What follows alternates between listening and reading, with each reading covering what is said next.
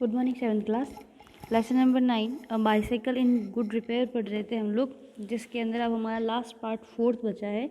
हमने यहाँ तक पढ़ लिया था इसके अंदर कि जो ऑथर का जो फ्रेंड होता है वह क्या करता है, फाइनली साइकिल को उस घर के अगेंस्ट खड़ा करता है और उसके दूसरी तरफ से काम करने लगता है। और तो जो ऑथर होता है वो उसको थोड़ी सी अपना हाथ देता है, उसकी मदद करता है। और वो क्या करता है, साइकिल को ठीक करते करते उस साइकिल के नीचे सो जाता है। साइकिल की कुछ बूंदें, जो साइकिल के अंदर से तेल की कुछ बूंदें जो होती है वो उसके ऊपर गिरती है, और इस तरह से वो अपना बैलेंस खो देता है और साइकिल उसके सिर के ऊपर गिर जाती है। तो इसके आगे से अब हमको पढ़ना था। Then he lost his temper. Lost यानी खोना, टेम्पर यानी आपा, गुस्सा। तो वो कहता है उसके बाद में क्या होता है कि जो साइकिल ठीक करने वाला जो इंसान होता है ना, वो अपना आपा जो है वो खो देता है। And tried bullying the things. Bully का मतलब होता है परेशान करना, किसी को धमकाना। और वो क्या करता है कि जो चीज़ें होती है उनको बुली करना शुरू कर देता है। यानी साइकिल की जो चीज़ें होती है ना, उनके साथ में वो थोड़ी सी मस्ती करना, उनके साथ में छेड़छाड़ शुरू कर देता है। The bicycle I was glad to see. Bicycle, मुझे ये देख कर के बहुत खुशी थी। Showed spread and the subsequents का मतलब होता है आगामी।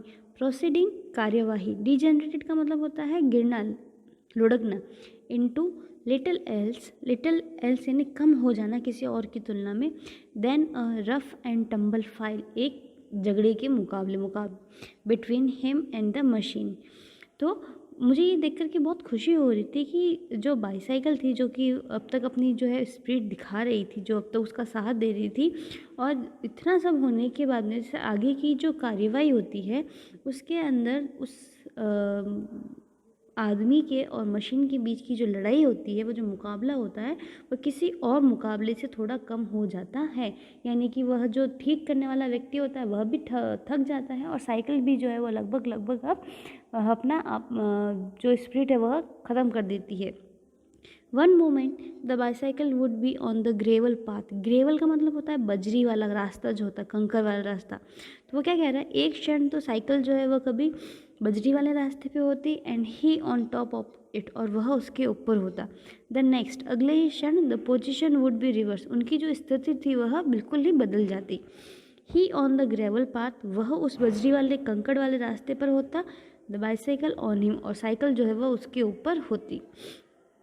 Now he would be standing flushed with victory, अब वह विजय के साथ में खड़ा हो गया था। यानी कि अब उसको ऐसा लग रहा था कि मैंने साइकिल को पूरी अच्छी तरह से ठीक कर दिया है, और इस कारण से वो बड़े ही कॉन्फिडेंट में जीत के साथ खड़ा हो जाता है।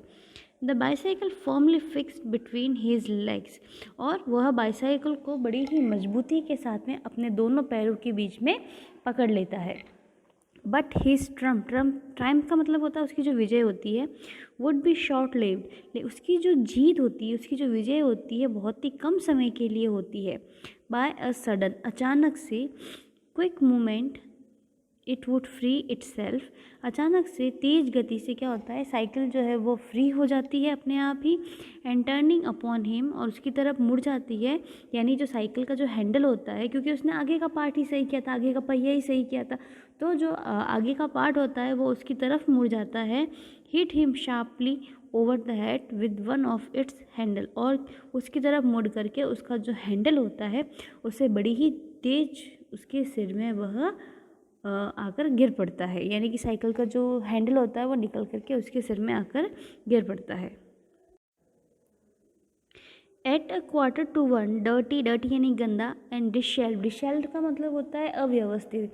और फिर वह जो साइकिल थी वह लगभग पूरी टूट सी गई थी, और जो आदमी ठीक करने वाला था वो बड़ा ही गंदा सा, बड़ा ही अव्यवस्थित सा दिख रहा था। कट एंड ब्लीडिंग, उसकी जगह जगह कट लगे हुए थे, खून निकल रहा था। ही सेड, वह कहता है, I think that will do, मुझे लगता है कि अब यह साइकिल चलने लायक हो गई है। And rose and wiped his brow, और वो खड़ा होता है, रोज यानी उठना, खड़ा होना, एंड वाइप्ड हिज ब्रो यानी उसकी जो आईब्रो होती है उनको वो ऊपर उठा लेता है। यानी गुस्से में हम किसी को देखते तो हमारी आईब्रो कैसे ऊपर उठ जाती है, वैसे वो अपनी भौहों को तान लेता है। The bicycle looked as if it also had enough of it. Bicycle को देखकर भी ऐसा लग रहा था कि जैसे कि उसने भी अब काफ़ी कुछ झेल लिया था, अब उसके अंदर कैपेसिटी नहीं थी कि वो किसी और की जो स्किल है, किसी और का जो कौशल है वो झेल सके। Which had received most punishment it would have been difficult to say. Punish का मतलब होता है सज़ा देना। किसने सबसे ज़्यादा पनिशमेंट रिसीव किया था, यानी कि साइकिल को सबसे ज़्यादा सज़ा मिली थी या उस व्यक्ति को सबसे ज़्यादा सज़ा मिली थी, यह कहना थोड़ा मुश्किल था। दोनों में से किसने पनिशमेंट सबसे ज़्यादा लिया था, यह कहना थोड़ा मुश्किल था। I took him into the back kitchen. मैं उसको पीछे की तरफ रसोई में ले गया, जहाँ सो फार एज वॉज पॉसिबल, जहाँ तक संभव हो सके, ही क्लीन्ड हिमसेल्फ, उसने अपने आप को साफ़ किया।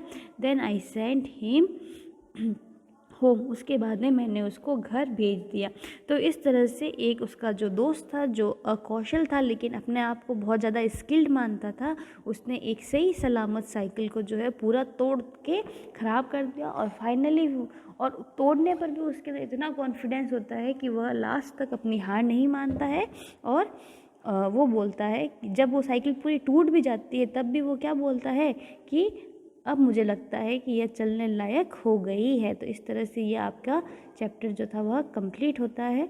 अब आपके इसके अंदर कुछ क्वेश्चंस दिए हुए हैं, मैंने आपके कुछ क्वेश्चंस लिए हैं। क्वेश्चन है, did the front wheel really wobble, क्या सामने का पहिया सच में हिल रहा था। व्हाट इज़ योर ओपिनियन, आपकी क्या राय है।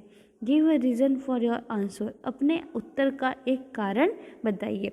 तो पहला क्वेश्चन हमारा क्या कह रहा है कि did the front wheel really wobble, क्या सामने वाला पहिया सच में हिल रहा था। No, the front wheel did not wobble, नहीं, सामने वाला पहिया नहीं हिल रहा था। The author said that it did not wobble, उस ऑथर ने कहा था कि यह बिल्कुल भी नहीं हिल रहा था। There was nothing in it worth calling a wobble, और वहाँ पर ऐसा कुछ भी नहीं था उसको देख कर के कहने लायक कि यह लड़खड़ा रहा हो, डगमगा रहा हो।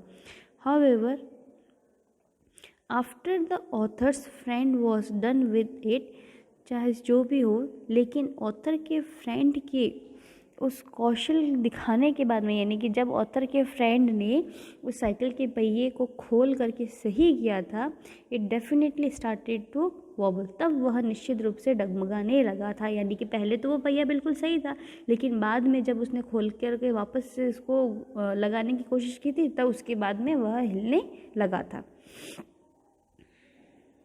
What special treatment did the chain receive, cycle की जो चेन थी उसने क्या स्पेशल ट्रीटमेंट रिसीव किया था। The author friend Titan the chain till it did not move, author का जो दोस्त था उसने साइकिल की चेन को तब तक टाइट किया जब तक कि वह हिल नहीं गई।